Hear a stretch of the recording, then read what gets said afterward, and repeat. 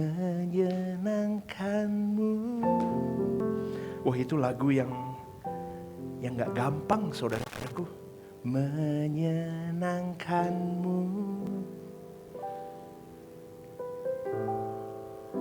senangkan Tuhan dalam segala perkara. Itu kalau lagu begitu berarti kalau kita tidak hanya nyanyi ya, tapi kita benar-benar masuk di dalam pemahaman akan bagaimana menyenangkan Allah. Orang itu sudah habis hidupnya buat Tuhan. Dan itu seharusnya kita orang Kristen, saudaraku. Makanya tahun ini Tuhan taruh visi melalui saya untuk gereja ini. One vision, satu visi dari Tuhan. Satu hati Tuhan. For harvesting, menuai banyak jiwa. Bukan hanya dibawa ke gereja ini, bukan.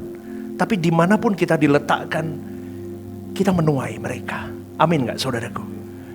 Amin gak saudaraku? Itu satu hal yang sebetulnya mengunci engkau dan saya untuk menampilkan Kristus dimanapun kita berada. Karena aku harus menuai jiwa dimanapun aku berada.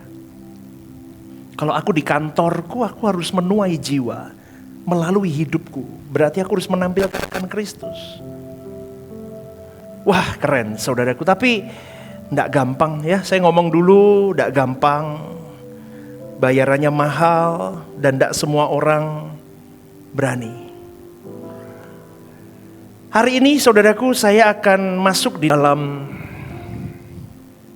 satu khotbah yang tesis saya adalah tesis utama khotbah ini adalah tentang bagaimana mengalami unity yang sejati.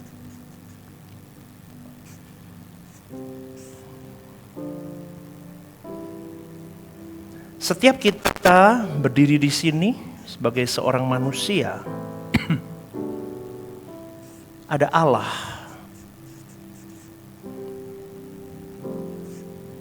Ada keluarga jasmani. Ada keluarga rohani.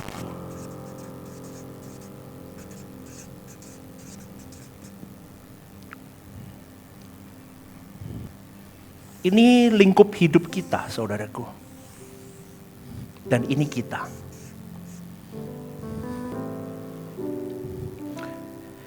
Saya sebelum menjelaskan ini, saya mau ajak kita mengerti bahwa poin yang pertama tampilkan. Ada satu kesalahpahaman, bukan judulnya. Ada satu kesalahpahaman besar di dalam kekristenan modern. Yang boleh saya katakan kekristenan hari ini itu direduksi menjadi sarana hanya untuk memenuhi kepuasan diri dari manusia Kristen itu sendiri. Kenapa pastor bisa ngomong begitu? Karena di dalam banyak pengajaran modern yang coba saya ikuti, kekristenan itu hanya dipahami sebagai cara hidup bagaimana untuk aku diberkati. Atau kekristenan itu dianggap menjadi jalan untuk menuju sebuah kesuksesan. Kamu akan menjadi kepala bukan ekor. Itu yang sering digaungkan dan kita sudah menjadi makanan kita. Dan kekristenan hari ini di pengajaran yang modern ini adalah sarana untuk memperoleh damai dan kebahagiaan. Besok renungan paginya tentang kebahagiaan. Apakah Anda bahagia? Itu yang saya kejar breakdown dari ini. Tapi tahukah saudaraku, ketika saya memasuki suara kebenaran, mengikuti ajaran yang diajarkan oleh Bapak Ketua Sinode, saya dulu belum memahami dan akhirnya saya memahami dan saya menghidupi, saya mencoba berbattle di dalam itu dan saya sekarang di titik mengajarkan kepada kalian. Itu ada satu konsep bahwa keselamatan di dalam kekristenan yang kita terima itu bukan alat untuk memperbaiki hidup lama kita. Tetapi keselamatan yang kita terima di dalam kekristenan kita ini adalah kematian hidup lama dan kelahiran hidup yang sepenuhnya baru tapi untuk Tuhan. 2 Korintus 5 ayat 15 berkata begini, supaya mereka yang hidup tidak lagi hidup untuk dirinya sendiri, tetapi untuk Dia. Maka saya beri tema khotbah hari ini, kembali dulu, back. Unity sebagai buah penundukan diri total kepada Allah. Maka saya kejar kalimat unity. Unity ini tidak akan pernah terjadi, saudaraku, kalau manusia lamamu, hidup lamamu masih bercokol dalam hidupmu. Karena unity sejati tidak pernah lahir dari kompromi tentang kepentingan manusia.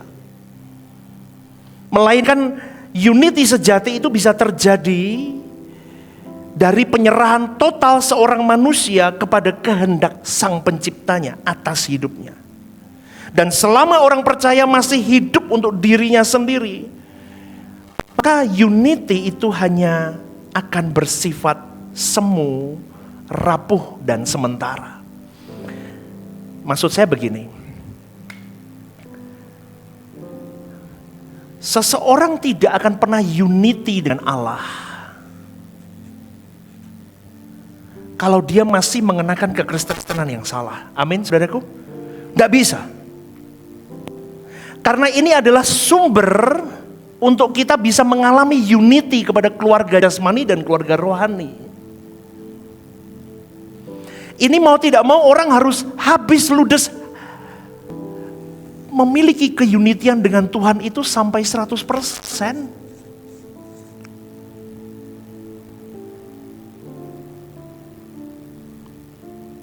Dan kalau orang sudah sampai di level ini, baru unity dengan keluarga jasmaninya itu akan baik. Kalau ini sudah benar, dengan keluarga rohaninya akan baik. Kalau tidak, tidak akan pernah terjadi. Pastor, kenapa ngomong begitu? Ini perenungan saya. Karena begini saudaraku, kita akan ketemu dengan berbagai manusia di dalam ini yang masih belum unity sama Tuhan dengan benar. Kalau kamunya sendiri belum unity sama Tuhan, kamu ketemu dengan orang begini, habis. Ngikuti nggak sampai di sini? Amin nggak? Maka tujuan utama kamu hidup itu apa? Meraih keunitian dengan Allah. Kalau dalam bahasanya GSK itu, kamu menemukan Allah dan ditemukan Allah. Itu kalau dalam bahasa GSK itu adalah kekayaan yang sesungguhnya. Mudeng apa enggak nih? Itu yang harusnya begitu. Tetapi banyak orang yang tidak paham harusnya dikejar tuh ini. Tapi Kristen hari ini melenceng, tidak sesuai dengan maunya Allah untuk memiliki, menemukan dan ditemukan Allah, unity. Akhirnya ketika kau unity dengan Allah, kamu baru bisa mengerti. Dia akan menuntunmu untuk mengerti apa yang menjadi kehendaknya untuk kita lakukan. Maka tadi saya ngomong, next yang nomor 1 tadi. Kristen itu banyak salah di modern ini.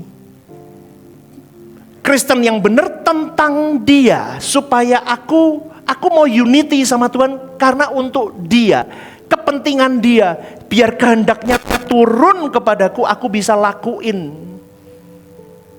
Kristenku maksimal, proporsional. Tapi Kristen hari ini di Kristen modern bukan tentang maunya Dia dan kepentingannya Dia, tapi tentang mauku.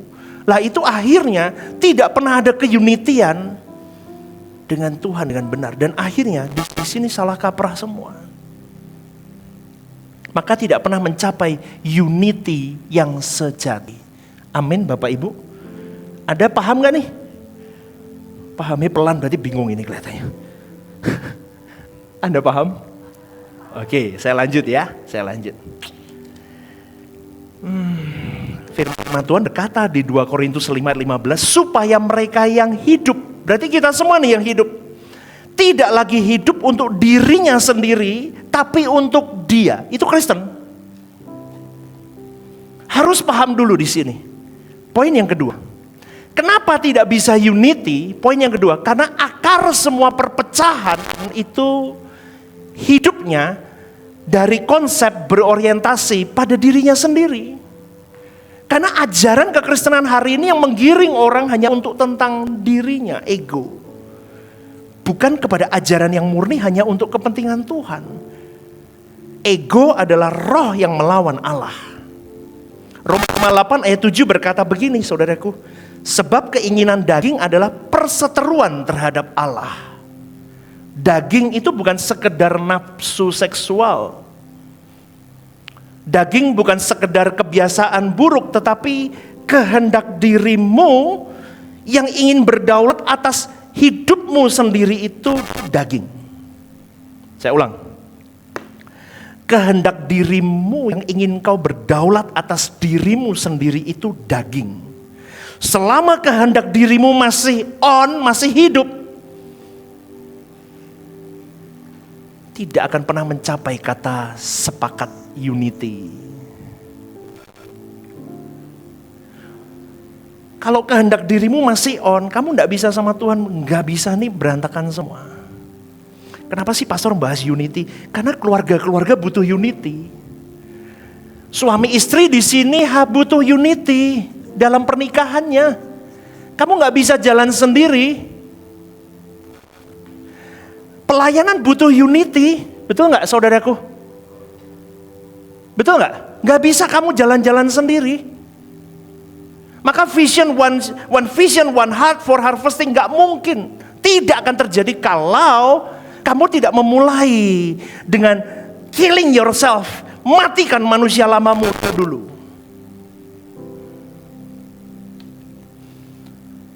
Perpecahan itu selalu dimulai dari kata aku. Manusia lama itu akar dari perpecahan itu.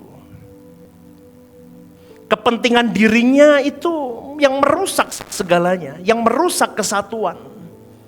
Pokoknya aku.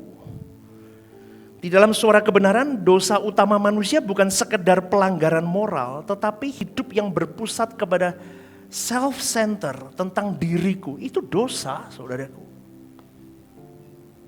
Yakobus 4 ayat 1-2 berkata begini, dari manakah datangnya sengketa dan pertengkaran di antara kamu? Bukankah datangnya dari hawa nafsumu yang saling berjuang di dalam tubuhmu? Kamu mengingini sesuatu, tetapi kamu tidak memperolehnya. Lalu kamu membunuh, kamu iri hati, tetapi kamu tidak mencapai tujuanmu. Lalu kamu bertengkar dan kamu berkelahi. Kamu tidak memperoleh apa-apa karena kamu tidak berdoa. Berdoa. Mau unity dengan Allah, dikasih kunci sama Tuhan. Berdoa. Karena kekristenan itu adalah relasi. Kata kunci dari kekristenan adalah hubungan. Supaya kamu tidak bertengkar, supaya kamu tidak membesarkan monster dalam dirimu, supaya kamu tidak ego, supaya kau mengeringkan semua manusia lamamu, hubungan dengan Tuhan. Karena di dalam kau berdoa, Tuhan akan beri kamu pathway how to do.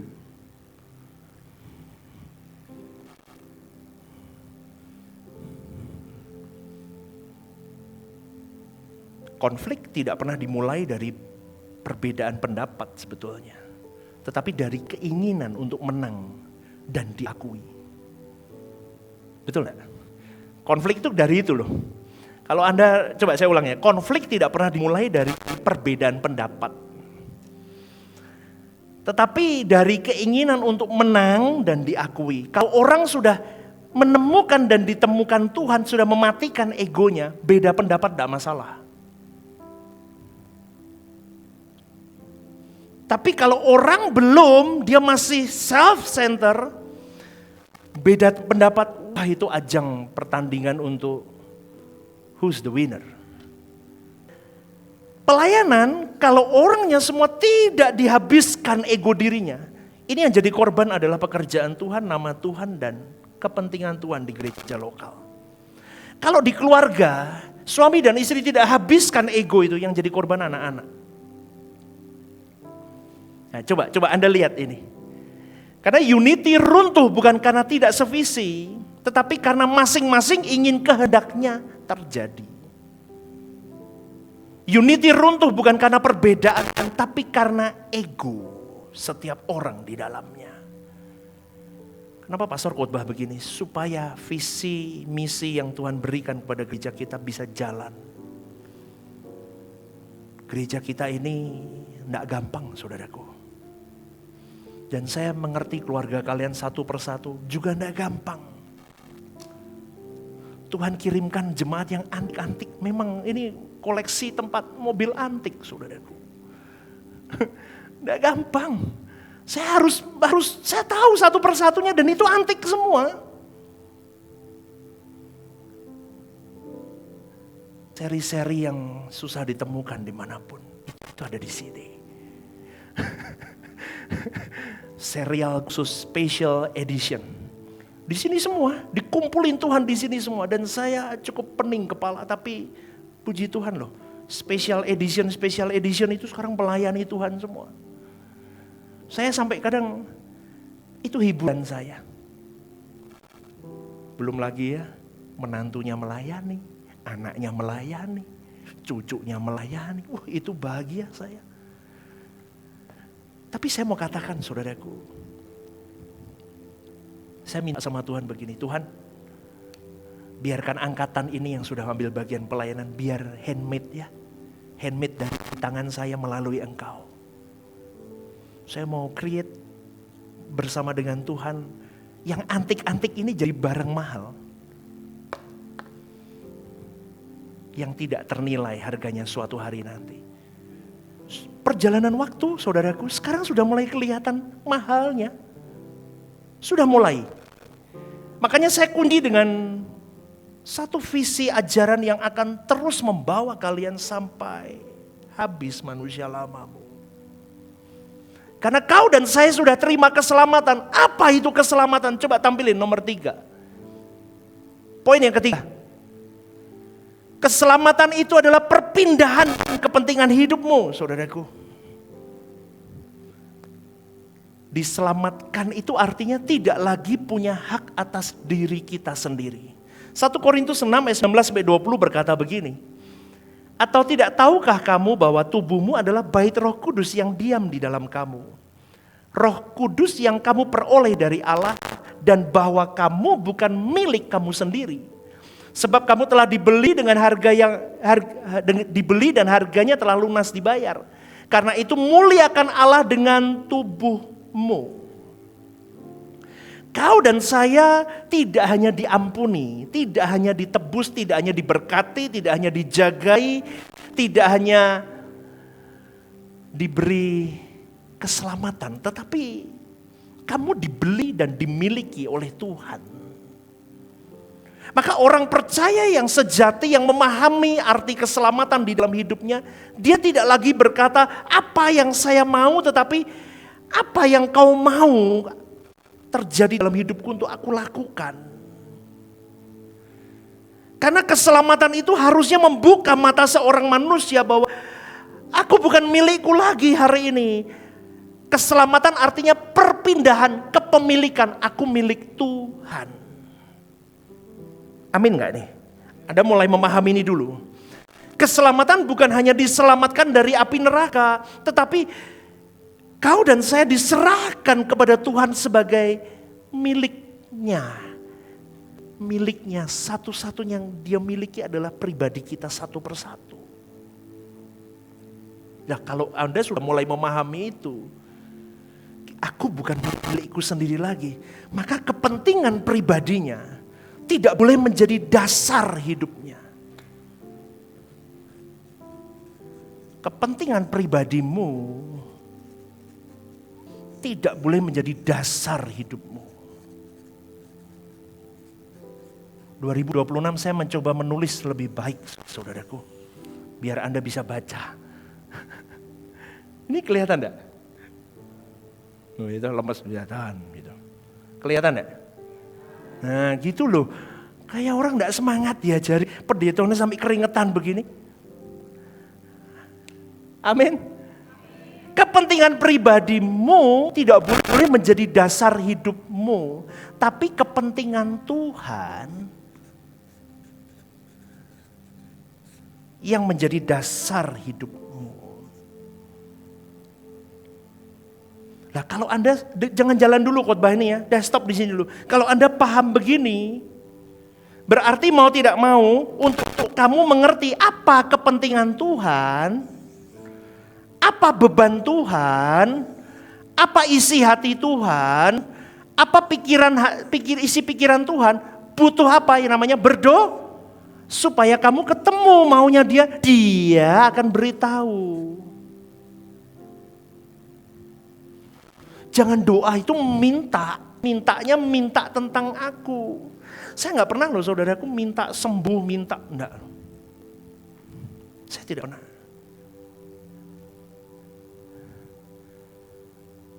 Itu cetek. Minta diberkati ekonomi, nggak perlu. Kamu minta ketemu Tuhan, cari dahulu kerajaan Allah, semua akan ditambahkan kepadamu. Tambahkan apa artinya? Hikmat, marifat, ketenangan, kepandaian, spirit of excellence, semua akan ditambahkan. Rencana-rencana Tuhan, hati Tuhan, mimpinya Tuhan atas hidup kita ditambahkan semua. Kamu jadi orang cerdas, kamu dipelihara Tuhan, gak usah ngemis-ngemis minta berkat, kamu diberkati kalau kamu anak Allah, betul gak? Lu mentalnya kan begitu, kalau kamu anak gak mungkin bapak gak kasih, tapi kalau kamu cuma orang Kristen, bapak belum tentu kasih. Loh, salah gak saya ngomong? Tapi kalau kamu anak, dia bapak, dipelihara hidupmu. Makanya bagaimana jadi anak yang benar? Katanya anak Allah. Ketemu ngomong aja gak pernah kok. Scroll TikTok kayak hidupmu. Halo? Nonton telenovela, drama Korea, tapi kau gak pernah ketemu bapakmu. Terus kalau di gereja, saya anak Allah. Bapak di atas ngomong, aku gak kenal kamu. Coba loh. Pelayanan gak ketemu Tuhan. Oh, ini banyak nih pendeta begini. Saya dulu begitu. Pelayanan aktif, sibuk, khotbah sana, khotbah sana, tapi gak pernah berdoa. Loh masa ada pastor? Oh banyak. Loh pendeta menggelegar begitu, di mana-mana gak baca Alkitab, banyak. Semua bisa pakai skill di sini. Apalagi kalau pintar ngomong. Bisa. Worship leader, nyanyi, tanpa ketemu Tuhan, bisa. Ku yakin kau hadir di sini. Lumayan deh suara saya. Ku rasakan, terima, wah. Padahal gak pernah doa itu yang mimpin. Bisa, oh bisa. Sekarang sound system, serem, bruk. Maaf ya, ini saya ngomong apa adanya. Bergidik, Tuhan datang. Dah, itu dibuat sound system ambience-nya.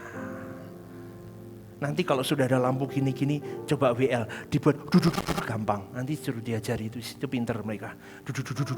Terima. Saya ajarkan begini, kalau kamu kerja hanya untuk cari uang, cari gaji, kamu manusia dengan nilai rendah. Halo, kalau kamu kerja hari ini, do something for your work, hanya untuk paid, untuk dibayar, kamu kelas murah, kamu rendah. Sama dengan kekristenan, kalau hari ini kamu terima Tuhan, kamu berjuang hidup benar, kelasmu kalau hanya untuk lepas dari neraka, Kristenmu Kristen rendah. Saya ajak kalian untuk memikirkan begini, kenapa? Kelasmu bukan karena bebas dari neraka, bukan. Tetapi kelasmu adalah penyerahan hidup kepada Tuhan sebagai milikmu utuh Tuhan. Itu enggak gampang. Ini loh, Bapak Ibu, perpindahan kepentingan hidup ini enggak gampang. Kamu seumur hidup belum tentu selesai PR-mu ini. Makanya maaf ya, yang aktif pelayanan di sini, jangan marah kalau pendetamu selalu ngomong begini. Bejo aku mau pelayanan. Kan aku volunteer. Masih untung aku enggak dibayar kok. Besok pagi dijabut Tuhan, nyawamu habis. Ngerti gak saudaraku? Kamu sudah dibayar sama Tuhan dengan hidup hari ini, dengan kau bisa ini, kau bisa itu berkat Tuhan. Makanya kalau pelayanan itu kamu beri yang terbaik, intinya apa? Aku gak bisa, kamu seluruh hidup itu loh, kamu kasih ke Tuhan, gak bisa kamu balikin kebaikan Tuhan. Apalagi kamu cuma pelayanan di gereja seminggu 2 kali, seminggu 3 kali. Itu kamu ngomong sudah bisa memiutangi dia, bisa mengembalikan, gak bisa. Maka ketika kau dipercaya Tuhan, berarti itu berkat lagi yang dibukakan atasmu. Aku dipercayanya lagi. Kalau sudah lakukan, do your best until your limit. Kalau di pelayanan misalnya butuh baju, butuh sepatu, ya sesekali beli nggak apa-apa. Tapi jangan beli terus, tolong. Amin.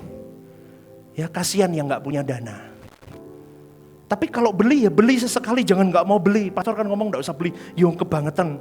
Mosok misalnya ini apa nih? Ini apa Pak? WL Singer. Baju jasi hitam terus kan ya bosen toh di depan. Beli satu ya nggak apa-apa. Gitu loh. Asal nggak beli terus gitu loh. Maksud saya kamu belajar. Ayo. Jangan egomu. Kepentingan. Ini untuk apa sih aku beli ini? Oh untuk pelayanan supaya bagus dilihat, untuk kemuliaan Tuhan. Ya udah beli. Ngerti gak sih aku ngomong gini? Gampang gitu loh saudaraku. Jadi perpindahan kepentingan hidupmu itu ada. Kalau kekristenan tanpa penyangkalan diri itu adalah Injil palsu. Lukas 9:23 berkata, katanya kepada mereka semua, setiap orang yang mau mengikut aku, ia harus menyangkal dirinya, memikul salibnya setiap hari. Jadi tulisannya setiap hari, bukan setiap minggu dok loh. Setiap hari. Dan mengikut Saya ulang, Bapak Ibu, yuk lihat saya dulu. Pay attention. Kata Tuhan kepada mereka semua, setiap orang yang mau ikut aku, harus menyangkal dirinya, memikul salibnya setiap. Sudah belum setiap hari Bapak Ibu? Ayo 2026 berani enggak resolusi? Pastor setiap hari aku mau fitness, aku mau jogging biar kurus. Ini dulu ketemu Tuhan dulu. Menyangkal hidupmu tiap hari dulu, berani enggak? Jaden itu kalau ngomong sama saya, jadi lihat ya. Kalau disurvei mulai dari tahun 2026 Januari tanggal awal banyak orang yang olahraga. Karena dia ambil sepakat katanya awal tahun mau badannya bagus. Bener loh, lihat ya Bapak Ibu kalau jalan ke jalan tuh banyak orang olahraga sekarang. Karena awal tahun. Yang duduk di sini ada nggak yang ngambil resolusi? Setiap hari aku mulai menyangkal diriku, memikul salib Tuhan. Aku mau iring Tuhan Yesus. Sepi kalau begitu, nggak berani. Karena kekristenan tanpa salib, tanpa kematian diri, tanpa penyerahan mutlak, bukanlah kekristenan yang sejati. Unity tanpa salib, unity tanpa menyalibkan ego diri. Hanyalah toleransi basa-basi sementara. Saudaraku. Pastor ngomongnya kok begitu. Saya ulang ya. Unity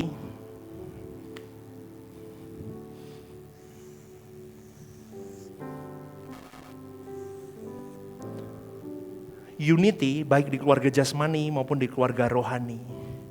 Tanpa salib, tanpa menyalibkan ego diri. Hanyalah toleransi basa-basi sementara. Buktinya apa Pastor? Buktinya orang menikah kalau sudah mau cerai, lihat. Saling menjelekkan gak?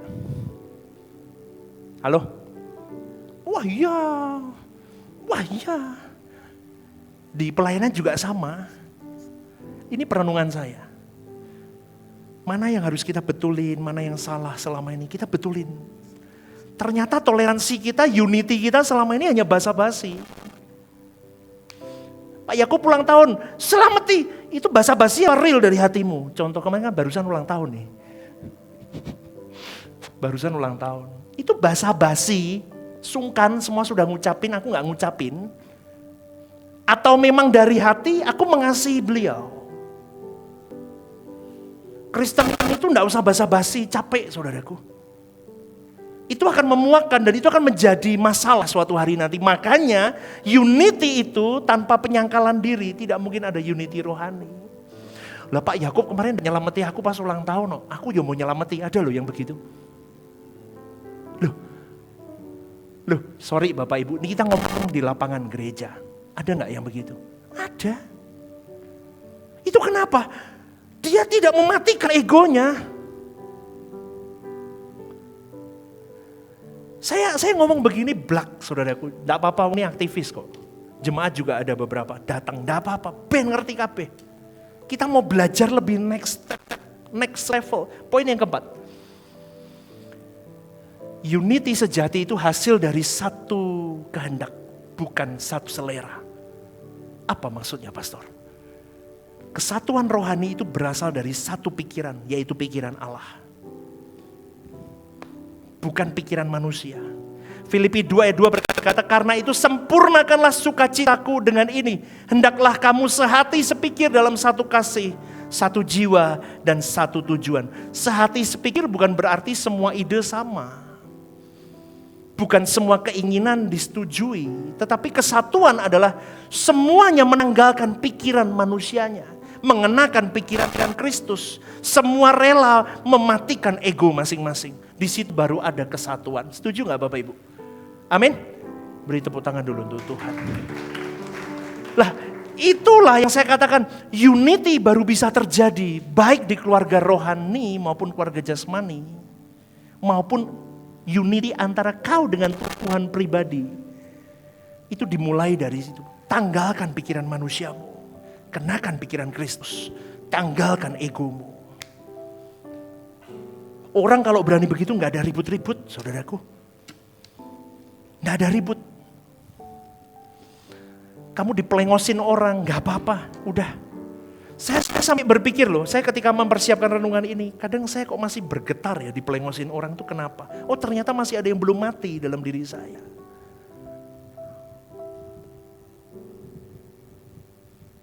Gak gampang memang. 1 Korintus 2 ayat 16 berkata, sebab siapakah yang mengetahui pikiran Tuhan sehingga ia dapat menasehati dia. Tetapi kami memiliki pikiran Kristus. Unity terjadi ketika Kristus menjadi pusat pikiran semua orang. Katakan amin. Unity terjadi ketika Kristus menjadi pusat pikiranmu dan pusat pikiranku. Itu baru bisa dikatakan suara kebenaran yang real. Apa sih ciri-ciri orang masuk dalam suara kebenaran? Pikirannya sudah dikendalikan pikiran Kristus. Dia tidak lagi hidup untuk kepentingannya, tapi untuk kepentingan Bapaknya. Seperti Kristus berpikir untuk kepentingan Bapaknya. Seperti Kristus berperasaan hanya untuk menyenangkan Bapaknya. Seperti Kristus berkehendak hanya untuk menuntaskan tugas Bapaknya dalam hidupnya. Kristen harusnya begitu. Hari ini kau hidup hanya untuk menemukan Tuhan, ditemukan Tuhan. Akhirnya impartasi kepada keluarga jasmanimu. Menarik jiwa-jiwa di sini. Siapapun itu. Mau sepupumu, mau apa. Warga inti dulu ya. Warga inti baru sepupu lah. Mertua kah. Atau siapapun. Warga jasmanimu. Kau menangkan mereka. Baru kau bisa keluar kepada keluarga rohanimu. Siapapun itu. Ini apalagi rentan saudaraku. Ini gak tahu juntrungan dari mana. Ketemu di gereja, duduk bareng, pelayanan bareng. Kalau orang tidak mengenakan pikiran Kristus, pasti bentrok di sini. Pecah gereja itu. Pecah pelayanan itu. Semakin mati seseorang terhadap dirinya, semakin mudah dia unity, saudaraku. Saya ulang, semakin mati seseorang terhadap dirinya sendiri, semakin mudah dia untuk unity dengan Tuhan. Berani gak Anda mati untuk Tuhan, saudaraku? Itu renungkan ini. Poin yang kelima. Poin yang kelima, tampilkan. Kristus itu model unity yang paling radikal. Paling radikal itu adalah Kristus. Yesus tidak mempertahankan haknya.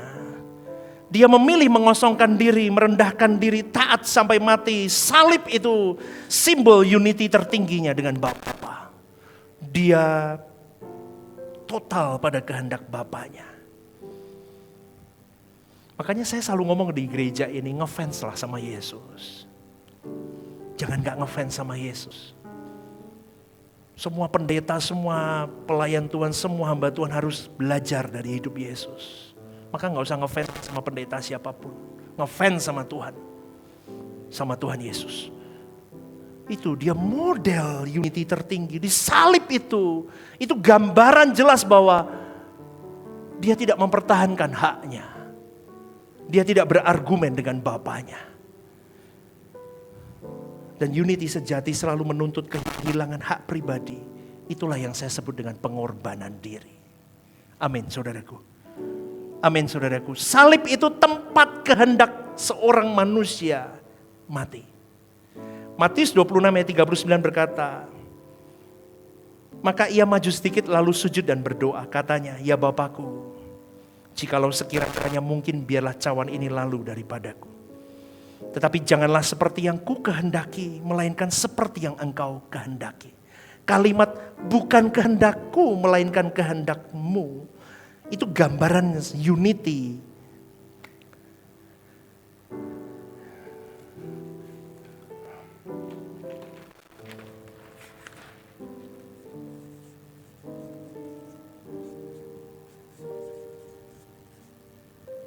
Unity antara Bapa dan Tuhan Yesus. Ini pribadi yang menjadi proyek percontohan kita.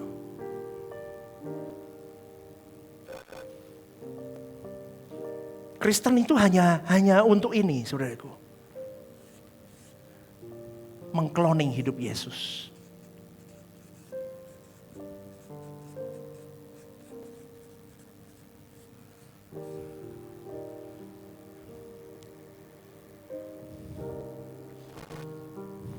Poin yang keenam. Poin yang keenam, tampilin. 6, tampilin.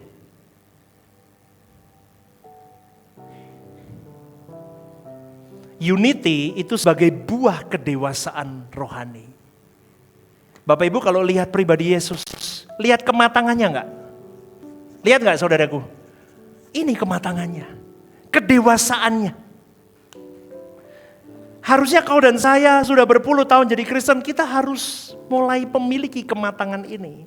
Orang yang dewasa rohani dia tidak reaktif.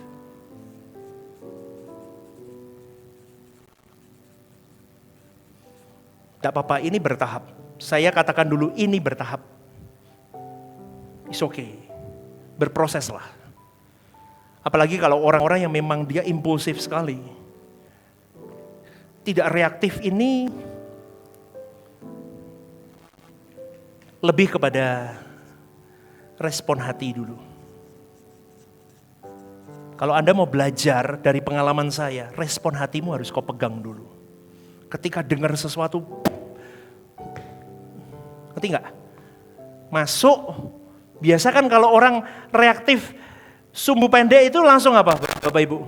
Duk buk boom, ya kan? Langsung boom. Itu, nih, pegangnya di sini. Respon hati nanti akan turun. Respon kata-kata dari mulutmu, tindakanmu. Itu akan terkontrol. Tapi kuncinya di sini dulu. Lah itu butuh latihan. Ini butuh latihan. Gimana melatihnya? Ya diketemuin orang-orang yang buat kamu reaktif. Orang-orang yang membuat, kalau bahasa Jawanya, sungutmu keluar. Tapi nanti lama saudaraku Anda dibenturkan dan begitu terus. Anda semakin hari semakin dewasa. Apalagi kalau hubungan doamu dengan pribadi Allah kuat. Wah, kamu dewasa, kamu matang. Latihan plus disupport melalui doa, Roh Kudus bekerja, baca firman, terus latihannya begitu. Lama-lama saudaraku, orang yang dewasa, dia tidak reaktif itu terjadi dalam hidup. Amsal 19 ayat 11 berkata begini, akal budi membuat seseorang panjang sabar. Karena kemarahan itu akan membuat orang itu jadi bodoh, saudaraku. Orang itu dipuji karena memaafkan pelanggaran. Ini kuncinya Yesus. Dengar ya sekali lagi. Akal budi membuat seseorang panjang sabar dan orang itu dipuji karena memaafkan pelanggaran. Yesus pernah berkata, Bapa, ampuni mereka karena mereka tidak tahu apa yang mereka perbuat. Masuk dia. Dewasa. Maka sekali lagi, unity-mu dimulai dari hatimu. Letakkan kasih dari semua dasar yang kau lakukan. Terutama kasih Tuhan, karena Tuhan sudah terlebih dahulu mengampuni engkau. Mau seruat apapun pelayanan di dalam, ketemu dengan siapapun, apapun harus dibahas. Dasarkan semua dengan kasih. Mau seruat apapun pasanganmu, keluargamu, orang tuanya, kakaknya, cicinya, adiknya ikut campur terus di sini.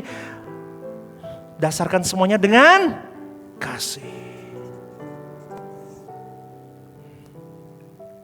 Karena Allah terlebih dahulu mengasihi engkau. Maka kalau kamu mau mengasihi mereka, kamu kasihi Tuhan. Karena dengan kamu mengasihi mereka yang terlihat, kamu baru bisa mengasihi Tuhan yang tidak terlihat. Saya cuma katakan ini saudaraku. Unity dimulai dari hatimu. Dan latihan tiap hari matikan dirimu. Sesuatu terjadi, tahan untuk tidak bereaksi. Pegang respon hatimu terus gejolak. Wah, memang Tuhan itu luar biasa Bapak Ibu. Bapak Ibu pernah gak rasanya, coba hati itu di mana? Di sini kan. Tapi kok kita sakit hati itu di mana rasanya? Lu kok iso, bingung aku ini. Tapi ketika kau disakiti orang, itu sakitnya luar biasa, kerasa gak? Mak cekut gitu. Ada cekutnya, cekut gitu, ciut gitu. Kayak asam lambung naik ya. Rasanya begitu gak? Ciut gitu. Kok iso? Itu bener loh, real loh. Itu yang kadang saya, itu di mana dan itu apa Tuhan? Di mulut cuma ngomong gini, kok iso ya? Kok iso ya? Kok bisa ya? Itu hanya keluar begitu. Tapi ini kita sedang bergejolak dan tak kasih tahu saudaraku. Ketika cekut gitu ya, ciut gitu, sampai nyat gitu. Itu segeralah kau berjuang, hold your mind, pikiranmu ke Tuhan saja, jangan kemana-mana. Kalau kamu kemana-mana nanti itu celah setan masuk tambah parah kamu. Cekut gitu ya langsung. Biasa saya nyanyi di kamar doa-doa, nangis sama Tuhan. Itu yang saya lakukan. Nggak tahu kalau yang lain. Engkau lebih dari jantungku. Engkau lebih dari nyawaku. Lebih berharga dari segalanya. Elohim Yahweh, Bapakku puja. Lagu-lagu begini nih orang yang mau mati buat dirinya. Dia tahu aku gak bisa hidup tanpa Tuhan. Tampilin lagi yang tadi. Unity itu disiplin rohani. Bukan situasional emosional yang sedang memainkan hidupmu.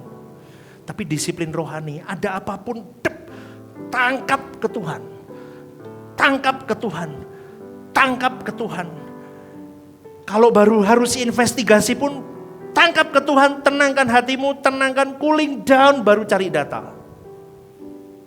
Amin. Cari data. Setelah data lengkap, baru kamu eksekusi. Setuju gak ini?